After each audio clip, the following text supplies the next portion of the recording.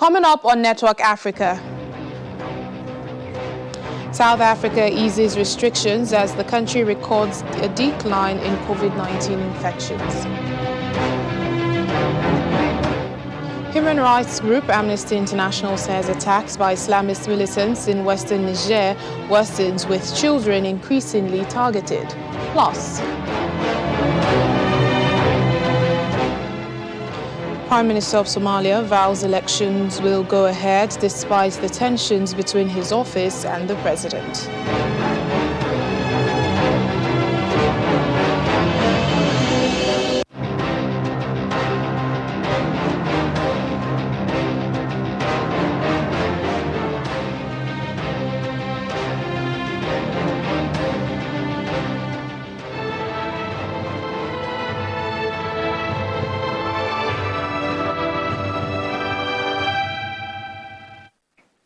Hello and a warm welcome to the program. I'm Layo Adegoke. We begin in South Africa, where President Cyril Ramaphosa has announced the easing of some restrictions that have been in place to curb the spread of the coronavirus. In a televised address, President Ramaphosa said due to a decline in infections, an overnight curfew would be shortened, alcohol restrictions would be eased, and larger gatherings allowed.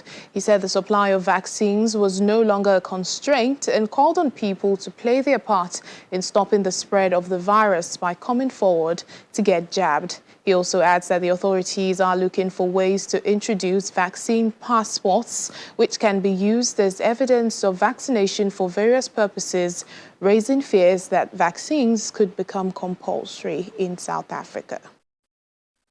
With the decline of infections across all provinces, the Ministerial Advisory Committee on COVID-19 has recommended an easing of restrictions on the movement of people and also gatherings. These recommendations have been discussed at the National Coronavirus Command Council. They've also been discussed with our premiers, our mayors, our traditional leaders, as well as a number of MECs in the President's Coordinating Council. They've also been discussed with leaders of political parties represented in Parliament and with faith-based organizations. Based on these discussions and the recommendations and the proposals that have been put forward and the requests, Cabinet has decided that the country, after considering all these, it has decided that the country should be moved from adjusted level 3 and be placed on adjusted level 2.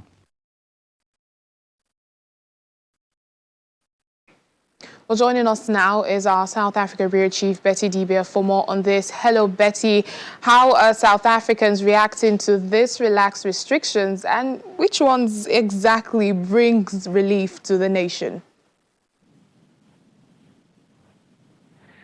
Well, it depends on which part of the nation you're spending. Let me just put it this way. There's a general, we're happy, but, and then I say the concern concerning my industry. So you have the churches who are happier, more people can come into church, but we spoke to a number of people from different sectors. So for the churches, they're saying, why don't you allow, because you have 250 people indoors in the case of enclosures and 500 people outdoors now. So they're saying, why don't you allow according, like 50% capacity of the auditorium? If my auditorium can take 1,000 people, why not allow 2,000 or even 1,000 instead of just making a blanket thing?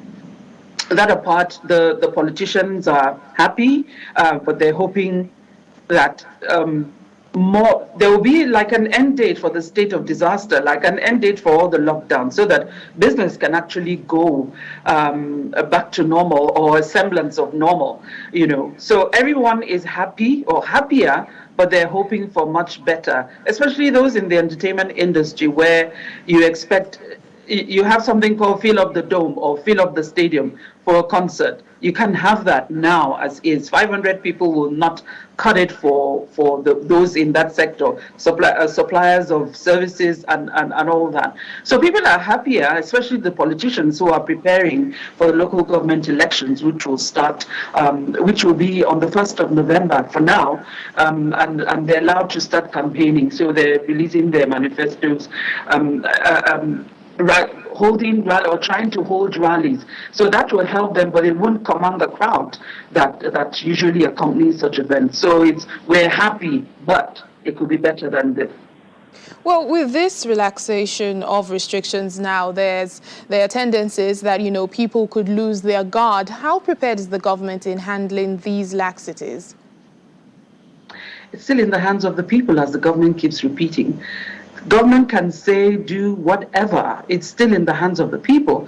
So at every turn, you have the government officials saying, okay, we're going to do this, but it's still in your hands to ensure that this actually, or we can live with this better. We can be freer to live with this by doing the right things, the non-pharmaceutical interventions, wear your mask, social distancing, and things like that. And then get vaccinated. The government is still appealing to people to to get vaccinated. There's still a bit of hesitation here and there, especially among older people. When I say older, not exactly senior citizens. There's hesitation or hesitancy among men from their observations. They're hoping more men will take it up. The younger people who have started 18 and above, many of them, they actually boosted the numbers. So they're more excited to take the vaccines, and they're hoping more people. Now we stand at about 15 million. Plus, about 7 million of that fully vaccinated, and government is hoping that more. When they started the kiddie trial, 6 months to, I think, 13 or 12 years. So government is hoping that there will be more uptake, of the vaccines. Well, speaking about vaccines now, the president also said that, they are looking for ways to introduce vaccine passports, which could be used as, evidence of being vaccinated. Now, how is this going down with the people, especially, anti-vax campaigners? Not just anti-vaxxers, but I think this more has to do with those who want to do things outside the country. The companies already are implementing compulsory. Some companies, you have to get vaccinated so that we don't endanger or make the other people working vulnerable, because at the moment it's still voluntary. You want to take the vaccine, you take it. But there's some companies who are saying you must vaccinate before you get here. Then the issue of the vaccine passport, you know that a number of countries are insisting you have to show evidence. For you to come into our country, you have to show evidence. So the government is still thinking about it, probably having a physical passport or digital one to show I have been fully vaccinated so I can go into this country or go into this premises. It's not only South Africa thinking of that, but it's part of what they're talking about. And some people don't like it for now. Some people do not like the prospect of having to carry around the vaccine passport. All the conspiracy theories regarding having a passport or something saying that, look, you've been, how some people actually feel Indeed. about the vaccines Yes. already. Yes. So that's it. All right, then. Thank you so much, Betty.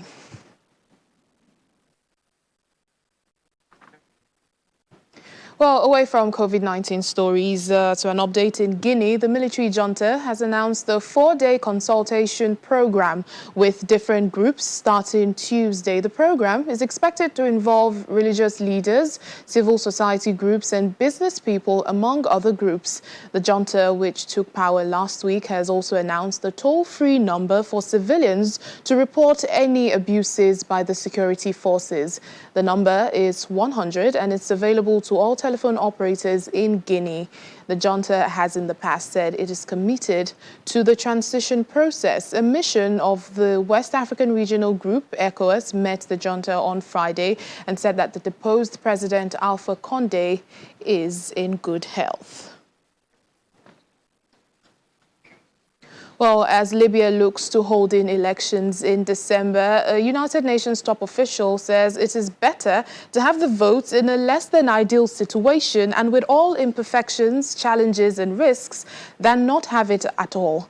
Head of the United Nations support mission in Libya, Jan Kubis, says not holding elections could only foster division, instability and conflict. Of the Council.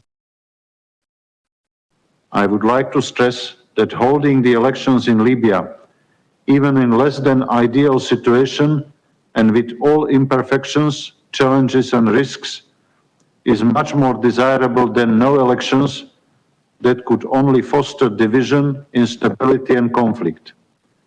As I heard from my interlocutors, this is the opinion of the majority of Libyans, notwithstanding all their valid concerns and fears, as well as some contradictions and differences on the way forward. In order to help ensure integrity and credibility of the electoral process and acceptability of the results, international and domestic observation of the whole process is critical.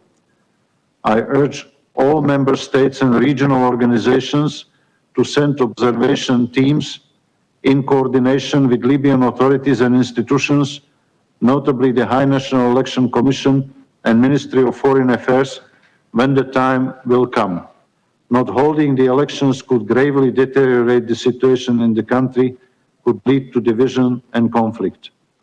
I urge all Libyan actors to join forces and ensure inclusive, free, fair parliamentary and presidential elections, which are to be seen as the essential step in further stabilizing and uniting Libya.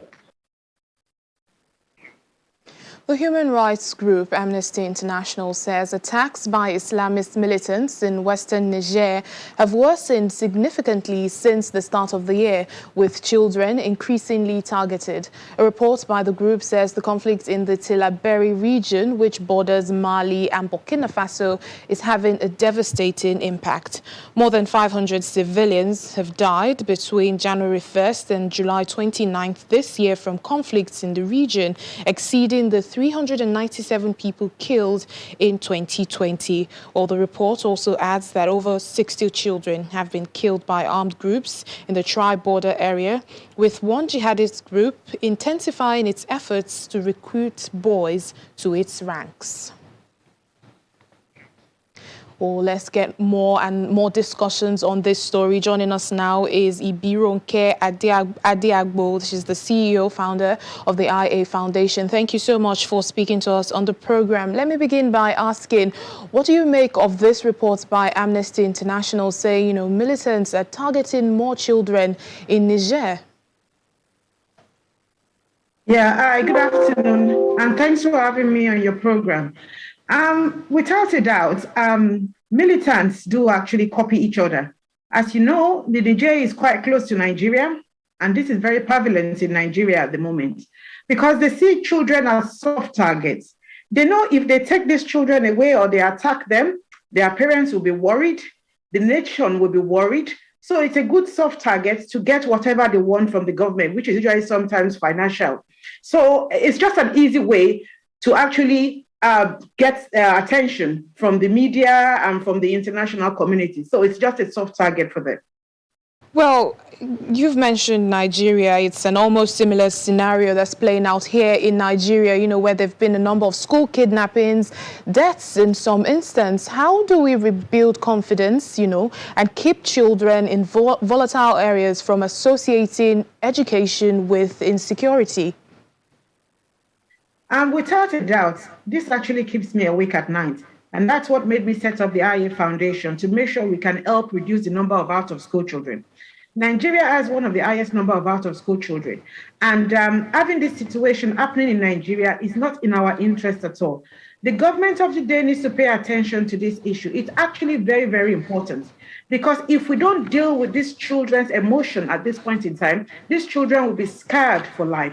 These children will not even want to go to school. And this will have impact on the manpower of the future.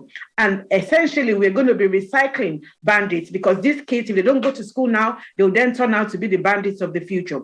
So the government needs to declare a state of emergency and try and prioritize education in terms of securing the environment where children are receiving education. So there are some areas in Nigeria which is on what we call ungoverned spaces. The government needs to close down those schools in the ungoverned places and actually bring the children into what we call mega schools. I was listening to the news today, and actually Yobe is actually doing that at the moment. Zamfara has closed down all its schools. That's not good enough. We want to make sure these kids get educated, and we need to make sure they are doing it in a very safe environment. I don't understand why the government cannot actually track these bandits with technology, with telephone, because they use telephones. So therefore, if the government are struggling to actually track the communication with the bandits, why don't they try and track the children? Why don't they have a device on the children that will enable us to know where they've taken those children to? Why don't we improve the curriculum to make sure we've got security, personal security on the school curriculum so that the kids can actually secure themselves? Why can't the government? There's so many questions. I'm afraid we've run out of time. There's so many questions that need to be answered, but we do hope for permanent solutions. But thank you so much, Ibironke Adiagbo, the CEO, founder of IA Foundation. Thanks for having me. Still ahead on Network Africa. Prime Minister Naftali Bennett makes first visit to Egypt by an Israeli leader in a decade. Please stay with us for more details.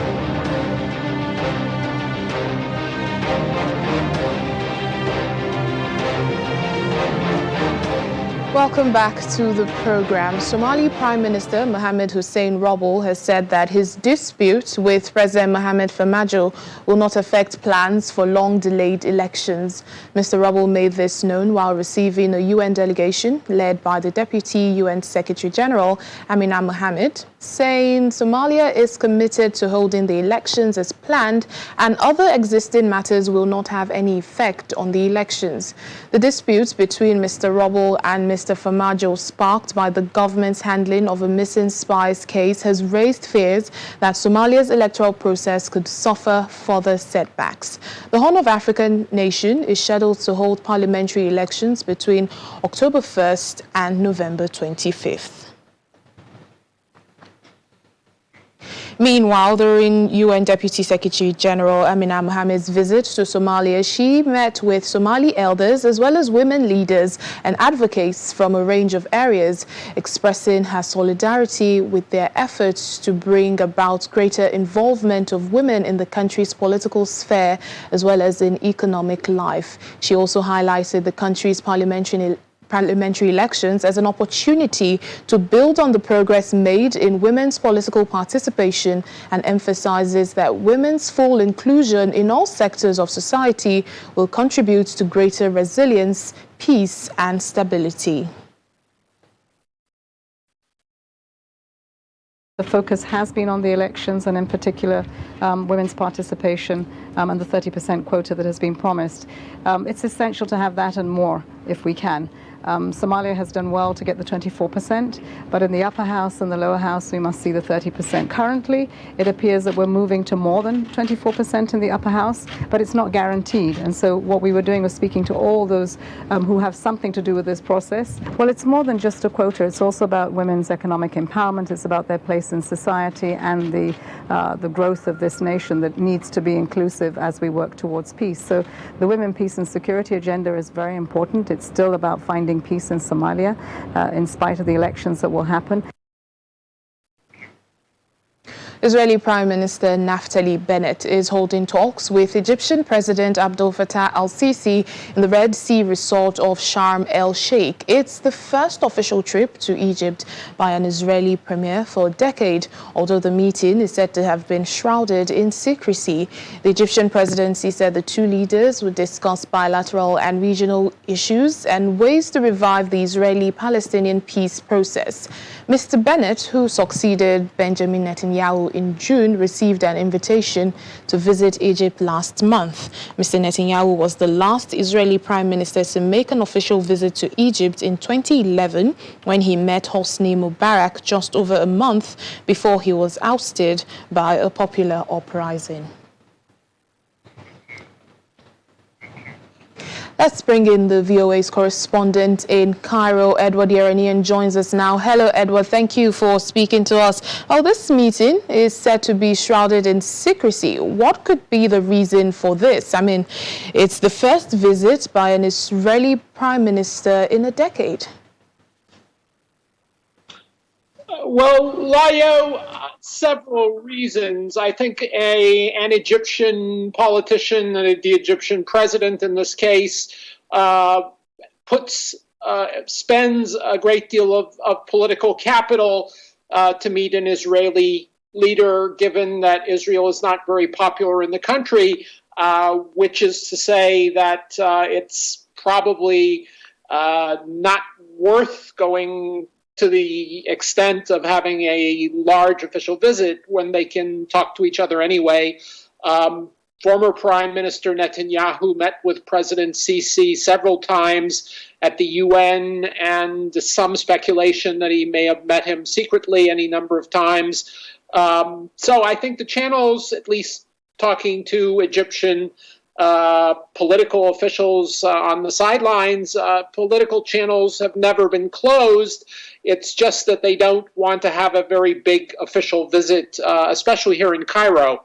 Now, why would it be shrouded in secrecy? I think the issue, which ironically has not been mentioned in any of the media outlets discussing the meeting, is probably, at least that's my guess, after being here in the Middle East for, 35 years, has something to do with this Egyptian sale of gas to Lebanon via Syria and Jordan. That's been in the news quite a lot recently, and I don't think Egypt would probably want to do that without Israel's blessing, or at least sort of a go-ahead signal. And also, the situation in Gaza is heating up. That was mentioned in the media. We've had rockets fired over the last few days, something yesterday, as a matter of fact, over the weekend. And I think there is some worry that the situation could erupt or ignite again, as it did back in May. Well, so of what significance is this meeting to, the Egyptian government and even the Egyptian people, and what key discussions, you've mentioned Gaza, what other key discussions do we know would dominate this summit? Well, the natural gas issue has several facets to it, and I think that's one of the major interests between the two governments, because Egypt is going to receive Israeli gas in addition to its own gas resources, and sell liquefied natural gas to various parties, probably in Europe, in addition, of course, to this issue, which is not being mentioned by the media, of Egypt selling gas to Lebanon via Syria, Jordan and Syria. Of course, Syria is a bit of a pariah state at the moment, so it would need a little bit of clearance from, I think the U.S. government gave its green light, but I don't know that the Israelis have. All right, then. Thank you so much, VOA's correspondent in Cairo, Edward Yeranian. My pleasure, Layo. Tanzania's President Samia Suluhu Hassan has been making some changes to her cabinet as she announces the country's first woman defense minister. Stergomena Tax replaces Elias Kwandikwa, who died in August. The president also revoked the appointment of 3 cabinet ministers and appointed a new attorney general. Those sacked are the communication minister and the transport minister and the energy minister. President Suluhu brought back January Makamba, whose appointment had been revoked by the former president John Magufuli. Mr. Makamba is expected to head the energy ministry. Well, the president also appointed Judge Eliezer Feleshi as the new attorney general to replace Adelados Kilangi, who was appointed an ambassador. The Mozambican weather authorities are warning that more than 1 million people may be affected by floods in the upcoming raining season. The country is set to begin its raining season in a month. Officials from the National Institute of Meteorology say the southern and central regions will receive more rainfall than normal. Northern provinces like Cabo Delgado and Niassa will also be experiencing below normal rainfall. There's also said to be a moderate risk of flooding in hydrographic basins such as Maputo, Umbuluzi, Nkomati, Limpopo, and the central area. The triple planetary crisis of climate change, pollution, and nature loss represents the single biggest threat to human rights globally. That's according to Michelle Bachelet, who was speaking at the opening of the Human Rights Council. She says as these environmental threats intensify, they will constitute the single greatest challenge to human rights of our era. The interlinked crises of pollution, climate change, and biodiversity act as threats multipliers, amplifying conflicts, tensions, and structural inequalities, and forcing people into increasingly vulnerable situations. As these environmental threats intensify, they will constitute the single greatest challenge to human rights in our era. All this is now painfully clear. The greatest uncertainty about this challenge is what policymakers will do about them. And that's it on the program for today. Thank you so much for watching. I'm Layo Adegoke.